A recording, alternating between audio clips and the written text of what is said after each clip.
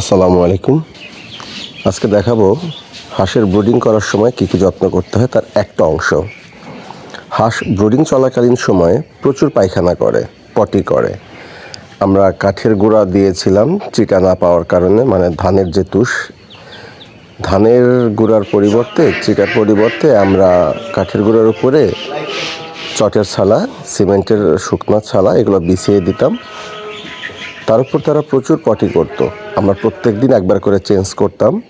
তারা প্রচুর পানি খেত, পানি ফেলতো, গোসল করতো এবং ভিজিয়ে ফেলতো। দেখেন কি অবস্থা, ভিজে গিয়েছে। প্রত্যেক দিন এই ব্রুডিংয়ের জায়গা থেকে আমরা এই ছালাগুলো তুলে ফেলতাম, হাঁসদের এক সাইড করতাম, করে আবার এগুলোকে চেঞ্জ করতাম, শুকনো গুঁড়া দিতাম, পরে আমরা ধুয়ে ফেলতাম।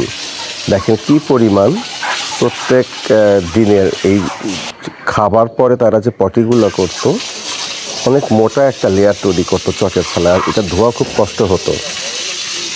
আমরা পানির স্প্রে দিয়ে পাওয়ারফুল স্পিডে আমরা ওয়াশ করতাম এগুলো।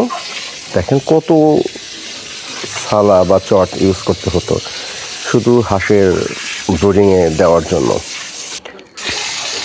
আমি যখনই স্কুল থেকে আসতাম, এসে এগুলো পরিষ্কার করতাম গোসলের আগে, তাহলে আমার জন্য একটু সহজ হতো। অনেক পানি খরচ হয় এগুলো পরিষ্কার করতে গেলে।